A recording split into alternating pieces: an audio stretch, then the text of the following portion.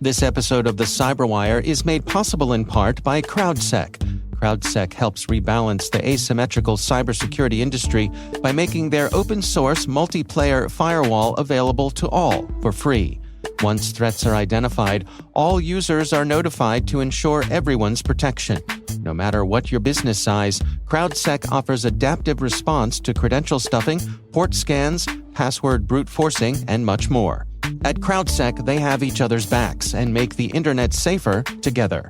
Visit crowdsec.net to learn more.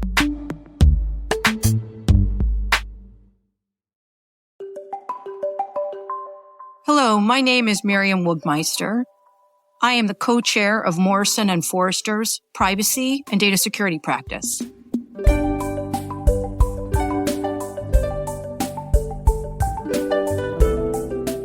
I was one of those kids who really had no idea what I wanted to do when I grew up.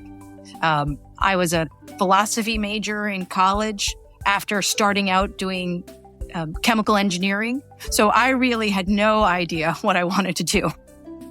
The good news is because I started as chemistry, I actually took a lot of science before I switched. So obviously I took a lot of physics and a lot of math and a lot of chemistry. So that's actually served me remarkably well, even though I ended up studying philosophy.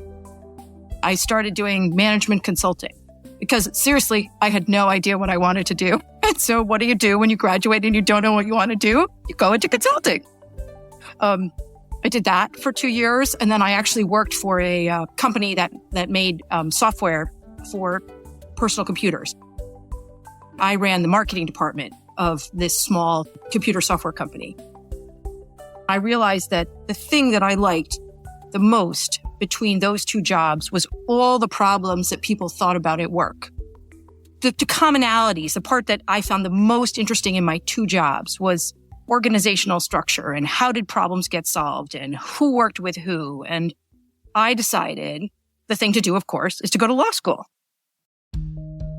I really went to law school to think about those kinds of like employment law issues and really with a focus on issues facing women in the workplace. And actually, when I graduated, I became an employment lawyer. That actually was, made sense, right? That was actually, I went to law school with that intention, and that's actually what I did when I got out of law school. After doing employment law for about, 10 years, doing employment litigation, I got asked to work on a project where a company was trying to figure out how to centralize all of its personal information about employees in one data center. And the person who was working on it needed somebody who could talk the talk to employment lawyers and to HR people. And I'm like, I can do that. I didn't know anything about privacy, but I knew a lot about employment law. So she and I started working together, and I thought it was such a fun area. Then I started doing consumer privacy. Then I started doing cybersecurity. Now I do ethical AI. We're thinking about what are the issues that are coming up next for quantum computing. So really, it's just that my practice has just evolved from thinking about privacy really into doing cyber and thinking about more ethical technology. And that's really how I spend my time now.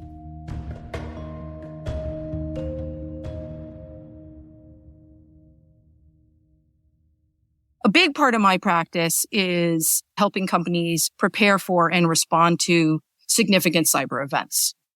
So thinking about what are the kinds of threats that are out there? What do you do if bad guys get into your system? So I do a lot of counseling all around cybersecurity, both preemptive and after there's an incident. The other part of my practice is really thinking about cutting edge technology and what are the right way to use it in terms of complying with the law. So much of what we do is looking at what the law is likely to be and what is the right thing to be doing. I talk about ethics. See, going back to my philosophy major, right? It actually comes full circle. I spend a good portion of my day every day talking to people about what's the right thing to do if you're collecting, a million data points a minute and you can aggregate that information, and how do you use that to make the world a better place?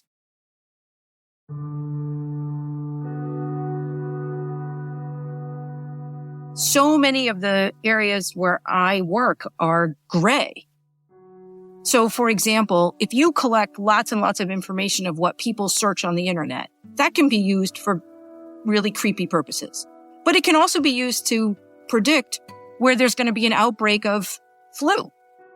You can collect information off an airplane or off a train and aggregate all that information and then predict when a particular component of the airplane or the train is going to break down and use that to appropriately maintain the plane or the train before there is a problem. So, you use it for preventative maintenance. But in order to do that, you have to gather all that information. Collecting information isn't a bad thing. It's how you use it. And there are lots of companies that are motivated by all different kinds of things. But if they're motivated to do the right thing, I'm happy to help them.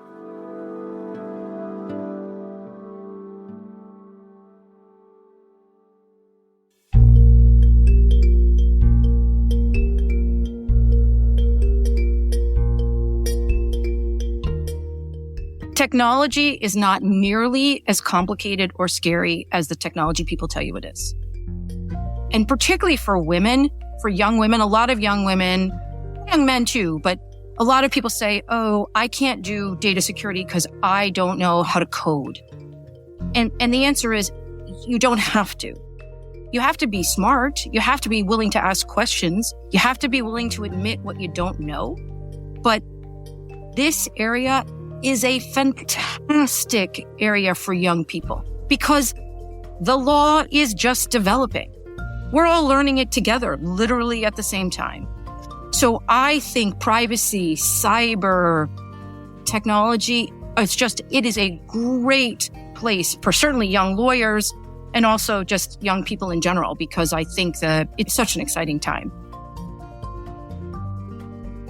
I do hope that people will think that I made my patch of the garden a little bit greener. I have worked very hard to encourage women and diverse lawyers to come into this area to thrive. A lot of people think, oh, law firms are terrible places for women and for diverse lawyers. And I don't think that's true. I think there are really effective ways to make it work. And I hope that will be viewed as a helpful guide in trying to help people think through those issues and deal with those issues and protect their privacy. I hope that people will have learned, because it is really core to our practice, that those issues, the ethical issues, the doing the right thing, that is essential to being a good lawyer. And that we take that seriously, and that the clients with whom we have worked also take it seriously. So I think that's another way that I hope that I've added to the world.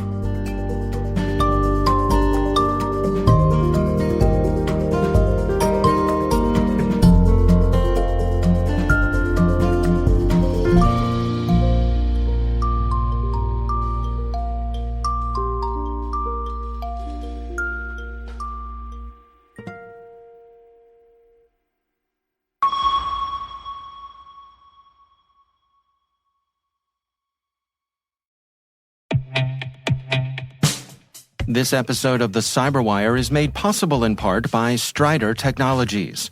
Strider is the first strategic intelligence tool built to help companies, government agencies, and research institutions protect their innovation and compete in a new era of global strategic competition. With trillions of open-source data points, Strider's technology and intelligence solutions enable you to proactively identify, manage, and respond to state-sponsored intellectual property theft and supply chain risks.